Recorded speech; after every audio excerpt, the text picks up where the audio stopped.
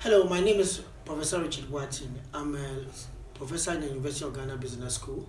My technology focuses on developing an open course where for senior high school in Ghana and maybe beyond.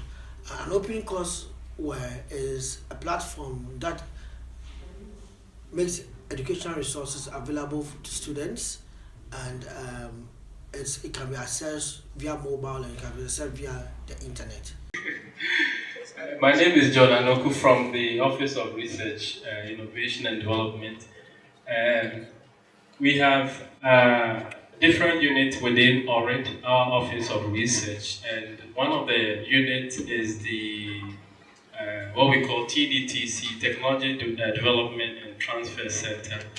And basically what we do is that we want to ensure that technologies or research that comes from the university impact community, society, schools, and institutions.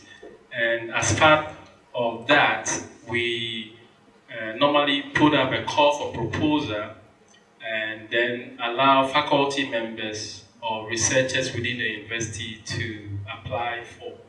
And one of the calls that or proposals that came to our unit or office was Prof. Boateng's proposal on the open course where we looked at the application, we looked at the proposal, we thought it's a good thing that it could be of national benefit.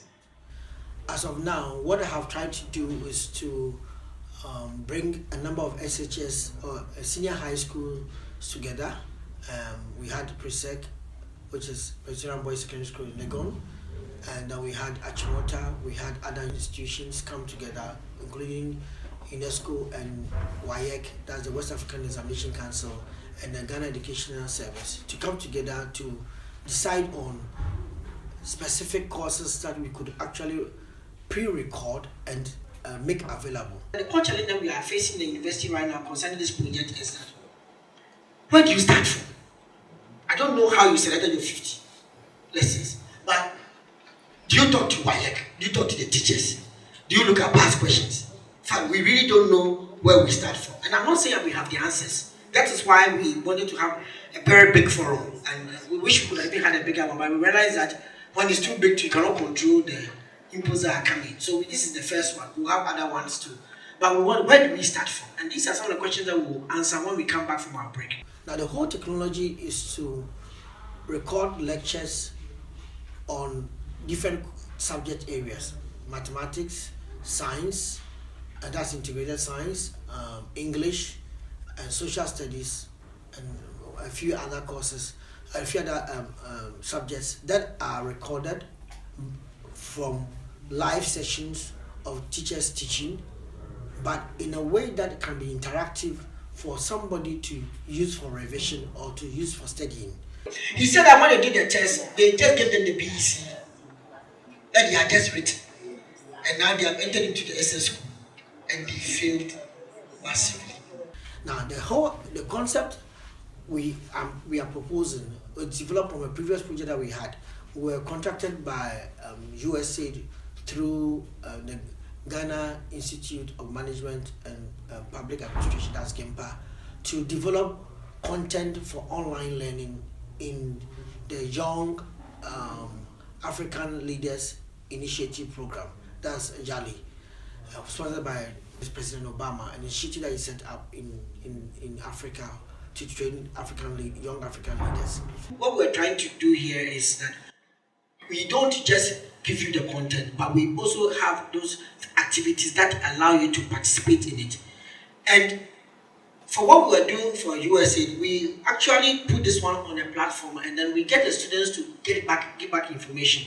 Then there is a teacher assigned to each course. So there's somebody who is helping you use this content to teach. Now we develop content for them, and we realized that after that we could actually transfer the same technology to developing content for senior high schools in Ghana. And why senior high schools? We have students who have come in who cannot read and maybe construct sentences. Really? Yes. Yeah. Very big. It's for no secret that year after year there have been challenges of students passing or increasing the pass rate of students in the senior high school examination, which is taken in Ghana. And some of the students have been talking about challenges they are facing in learning. And sometimes you have a subject area teacher who may not be as good as another subject area teacher in another institution. And then to add to that, the issue of the professional teachers who don't really, at times, and the teacher can be teaching social studies. Oh. And when he gets to the governance area, the guy can't deliver, but it is a burden on him. So when he gets into the class, read it, and anybody explains, that is it. So we thought about developing a platform in which different senior high school teachers who are qualified and certified by WAEC as being having been experienced teachers who have taught before and also been examiners before, teach courses in a way of preparing students for their examination. So if you take a course, a topic like geometry, you have a teacher from a very good school that has been able to, that have a very good pass rate, teach a course and then make it available for other students across Ghana to be able to study. But one thing that they also said, especially from WAEC and the UNESCO and EVGS too, was to make the teaching itself interactive. So you can't have one school teaching all the courses on the whatever we set up to do. It will be good to have a varied number of schools participating. So if students are preparing for their exams, they can have this portal as a portal for revision. If students also are not in maybe second year or first year, if a topic is taught in class and they want a better understanding, they could go online and enhance their knowledge by learning from different lectures, teaching the same topic or different lectures, using different interactive ways of teaching something that they have also learned in classroom. So we are extending learning just beyond the classroom. We're also trying to also make sure that when students are on vacation, they can engage themselves in activities that extend the learning whilst they are even on vacation. Richard talked to you about the concept of cost of failure. I wanted to show some components of this cost of failure. Suppose you estimate that it takes 1,000 to train a student in a particular class. If that student fails, you will have to be one more year in that same class. So you have to double. The cost of failure so far is 2,000. But he is not the only one who is failing. You may calculate that, in this year we had, say, 80 people that failed.